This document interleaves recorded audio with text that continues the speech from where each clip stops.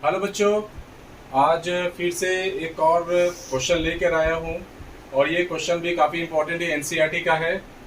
और इससे पहले मैंने जो क्वेश्चन में डिस्कस किया था उसमें डिस्टेंस फार्मूला यूज़ किया था और इसमें भी वही अपन कॉन्सेप्ट को यूज़ करेंगे। और ये क्वेश्चन है क्या बताना है कि determine if the points are collinear, क्या ये तीनों पॉइंट्स कोलिनियर है। तो कोलिनियर के लिए आप समझो कि कोलिनियर का कंडीशन क्या होता है। देखो, अगर ये लाइन है, मान लेते हैं कि 3 पॉइंट्स है, ए सपोज करो ये पॉइंट्स 3 है, ए बी सी दिया हुआ है, ठीक है। तो तीनों पॉइंट्स एक ही लाइन पे होना चाहिए। मतलब अगर ये तीनों पॉइंट्स एक ही लाइन पे अगर लाई कर रहा है तो वो पॉइंट्स क्या होगा, कोलिनियर होगा। यहाँ हो सकता है, यहाँ बहुत सारे पॉइंट्स हो सकते हैं, इनफाइनाइट पॉइंट्स हो सकते हैं, ठीक है। अगर वो कोलिनियर नहीं होगा तो ट्रायंगल फॉर्म होगा। जैसे देखो ये, देखो ये, जैसे ये देखो ये, क्या मैं इसको बोल सकता हूँ क्या कि कोलिनियर है? नहीं है कोलिनियर, है ना।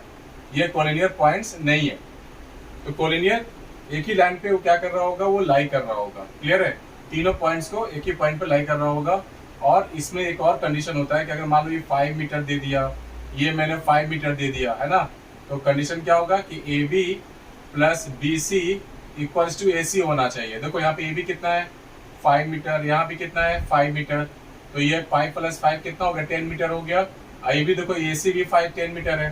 तो ये अगर कंडीशन को सेटिस्फाई कर रहा है तो हम समझ जाएंगे क्या कि वो पॉइंट्स क्या है, कोलिनियर है। क्लियर है?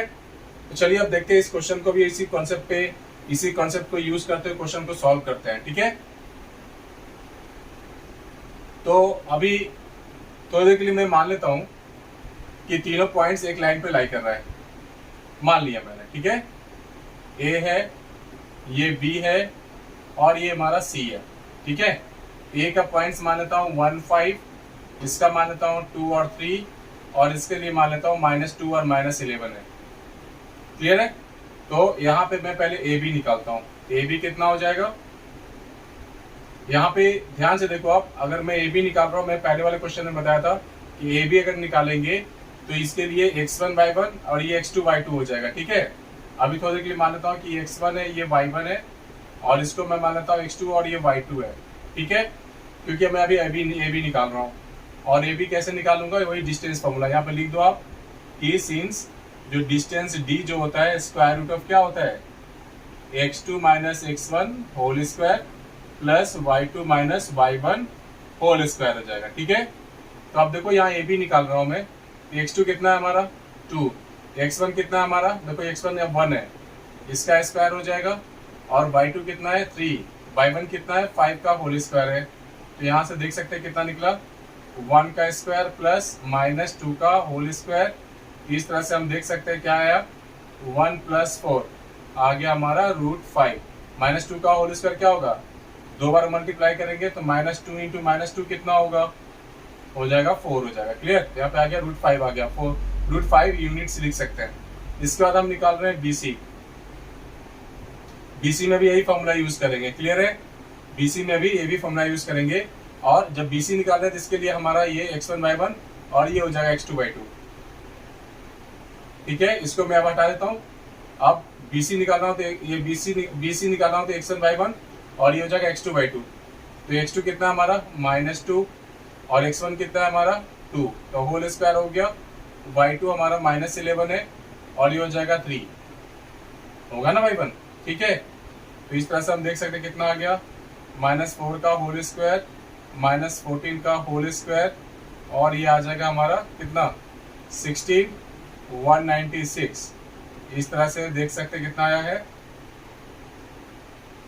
तो देखो इतना आ रहा है, स्क्वायर रूट ऑफ 212 यूनिट्स आ रहा है, ठीक है। अब इसके बाद हम निकालेंगे कौन सा, अब निकालेंगे ए सी निकालेंगे। पहले निकाले ए बी, फिर बी सी निकाला, अब निकालेंगे ए सी।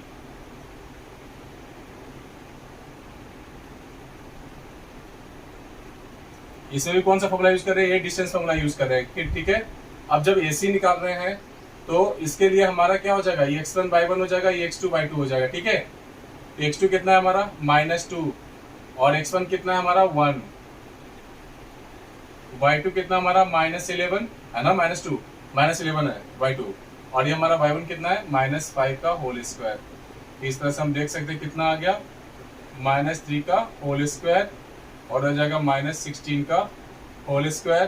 तो देखिए यहाँ पे कितना आ गया 9 + 256। 16 का स्क्वायर करते हैं तो कितना हो जाएगा 256 हो जाएगा, माइनस का प्लस हो जाता है।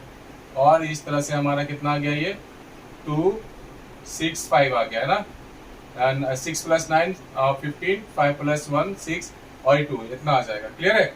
तो अब हमें क्या होना चाहिए, A B plus B C मिलके ए सी आना चाहिए। तो करते हैं यहाँ पे A B plus B C कर रहा हूं मैं, ठीक है। ए बी कितना हमारा, ए बी है √5 प्लस √, बी सी कितना है 212। जब ये दोनों को आप ऐड करोगे ना तो ये कभी भी नहीं आने वाला। क्या नहीं आने वाला, √265 कभी नहीं आएगा। क्लियर है। यानी आप ये वैल्यू और इस वैल्यू को ऐड करोगे, मतलब A B plus B C को ऐड करोगे तो ए सी इसमें नहीं आ पाएगा, ठीक है ना, क्योंकि ये सब पॉइंट्स में आता जाएगा। पॉइंट्स में वो ये दोनों आपस में इक्वल नहीं होगा। आप निकाल के देख लो, वैल्यू आएगा ही नहीं कभी वो, ठीक है। तो इस तरह से हम देख सकते हैं कि A B plus B C जो है वो यहाँ पे ये किसके लिए लिखा है मैंने, ये ए सी के लिए लिखा है। ध्यान रखना, ये जो √265 ए सी के लिए लिखा है, ठीक है। तो दोनों का एडिशन ए सी के बराबर नहीं है, मतलब दैट मीन्स कि A B plus B C जो है वो ए सी के इक्वल नहीं हो रहा है ना। लेकिन हम जानते हैं क्या चीज, कोलिनियर के लिए कंडीशन क्या होता है कि A B plus B c equals to a c होना चाहिए। लेकिन यहाँ पे A B plus B C जो है ए सी के इक्वल नहीं आ रहा है, इसलिए पॉइंट्स कोलिनियर होगा क्या, ये कोलिनियर नहीं होगा। देयरफॉर क्या लिखेंगे, दे आर या पॉइंट्स आर नॉट कोलिनियर। यहाँ लिख देना द पॉइंट्स, ये जो दिया हुआ ए बी सी, ये जो पॉइंट्स है 1 5 2 3 -2 -11 आर नॉट कोलिनियर, ठीक है। इस तरह से हमने ये भी क्वेश्चन को डिस्कस कर लिया बहुत आसानी से, और मैं उम्मीद करता हूँ कि आपको समझ में आ गया होगा। क्लियर है। तो चलिए इसको फिर नेक्स्ट वीडियो में फिर मिलते हैं, और 1-2 वीडियो के बाद फिर मैं उसके सेक्शन फार्मूला पे बनाऊंगा। तो आप इसको देखते जाइए, कॉन्सेप्ट को समझिए, ठीक है। और अच्छा लगे इसको लाइक शेयर और सब्सक्राइब करें। Thank you.